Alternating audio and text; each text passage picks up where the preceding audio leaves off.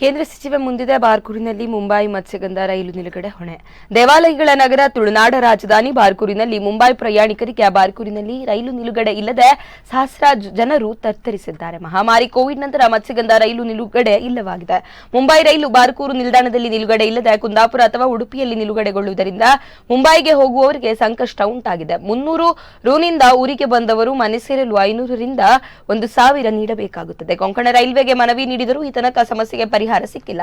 ಮುಂಬೈ ಭಾಗದಲ್ಲಿರುವವರು ಇತ್ತೀಚೆಗೆ ಕೊಂಕಣ ರೈಲ್ವೆಯ ಮುಖ್ಯಸ್ಥ ಸಂತೋಷ್ ಕುಮಾರ ಜಾರರವರನ್ನ ಭೇಟಿಯಾದಾಗ ಸಂಸದೆಯಿಂದ ರೈಲ್ವೆ ಸಚಿವಾಲಯಕ್ಕೆ ನಿರ್ದೇಶನ ನೀಡಿದರೆ ಮಾಡಬಹುದು ಎಂದಿದ್ದಾರೆ. ಕೇವಲ 2 ರೈಲು ಮಾತ್ರ ನಿಲುಗಡೆ ಇರುವ ಈ ನಿಲ್ದಾಣ ಈಗ ಬಾರ್ಕೂರಿನ ಕೋಟೆಯ ಅವಶೇಷದಂತೆ ಕಂಡುಬರುತ್ತದೆ. ಶಿಕ್ಷಣ ಸಂಸ್ಥೆ, ಹಲವಾರು ದೇವಾಲಯ ಹತ್ತಿರ ಇರುವ ರಾಷ್ಟ್ರೀಯ ಹೆದ್ದಾರಿ ಇದೆಲ್ಲ ಇದ್ದರೂ ಕೂಡ ಮತದಾರರ ಮತ್ತು ಪ್ರಯಾಣಿಕರ ಸಮಸ್ಯೆಗೆ ಸಂಸದೆ ಶೋಭಾ ಕಾರಂದ್ಲಾಜೆ ಕೂಡಲೇ ಸ್ಪಂದಿಸಬೇಕಾಗಿದೆ.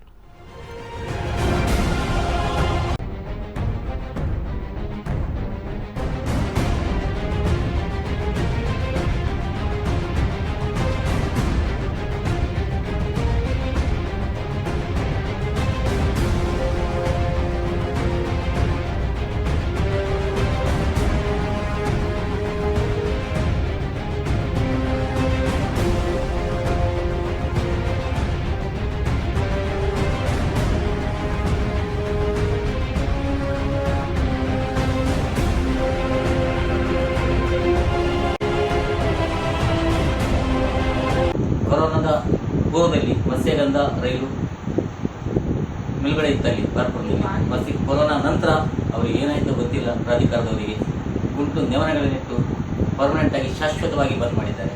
ಇದರಿಂದ ಅಸಂಖ್ಯಾತ ಉಪ್ಪೂರಿಂದ ಹಿಡಿದು ಒಕ್ಕರಣೆ, ಮಂದರ್ತಿ, ಉಪ್ಪೂರು, ಬ್ರಹ್ಮಾವರ,